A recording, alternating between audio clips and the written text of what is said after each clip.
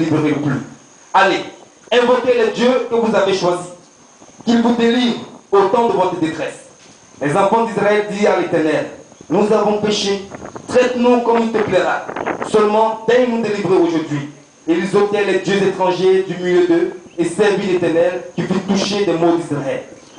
Les fils d'Amon se rassemblaient et campaient en Galate.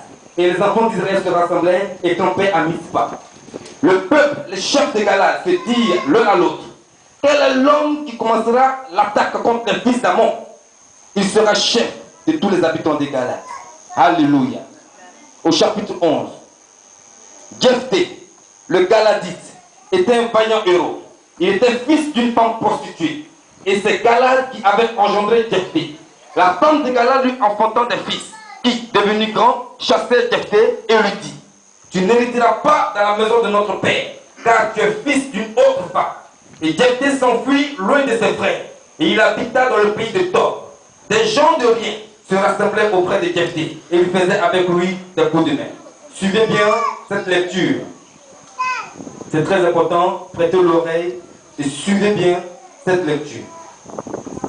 Quelque temps après, les fils d'Amon firent la guerre à Israël.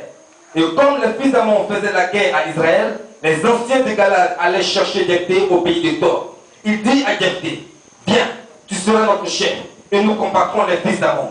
Jephthé répondit aux anciens de Galad, n'avez-vous pas eu de la haine pour moi?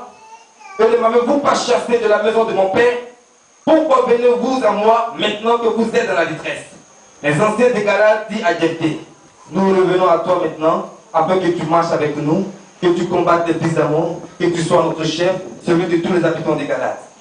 Jephthé répondit aux anciens de Galad, si vous me ramenez pour combattre les fils d'Amon, et que l'Éternel les livre devant moi, je serai votre chef.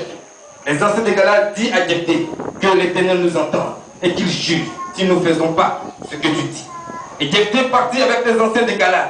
Le peuple le mit à sa tête et l'établit comme chef. Et Jephthé répéta devant l'Éternel à Mitzpah toutes les paroles qu'il avait prononcées. Jephthé envoya des messagers au roi des fils d'Amon pour lui dire, qu'y a-t-il entre moi et toi que tu viennes contre moi pour faire la guerre à mon pays? Le roi des fils d'Amon répondit aux messagers de Jephthé, c'est qu'Israël, quand il est monté d'Égypte, s'est emparé de mon pays depuis l'Arnon jusqu'au Jabbok et au Jourdain. Rends-le maintenant de bon gré. Jephthé envoya de nouveau des messagers au roi des fils d'Amon. Au verset 15, pour lui dire, ainsi parle Jephthé, Israël ne s'est point emparé du pays de Moab, ni du pays des fils d'Amon. Car lorsque Israël est monté d'Égypte, il a marché dans le désert jusqu'à la mer Rouge. Il est arrivé à Kadès. Alors Israël envoya des messagers au roi d'Édom pour lui dire, laisse-moi passer par ton pays.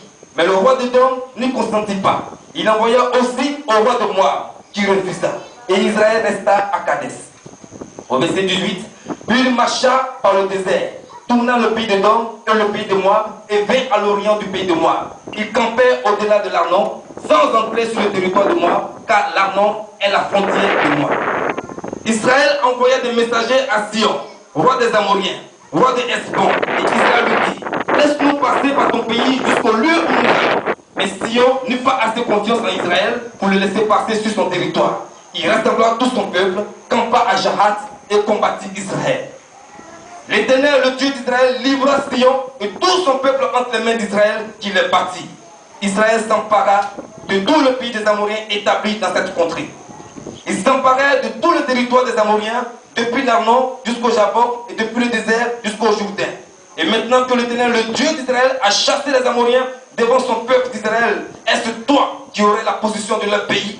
Ce que ton Dieu que moi je te donne à posséder, ne le posséderais-tu pas? Et tout ce que l'Éternel, notre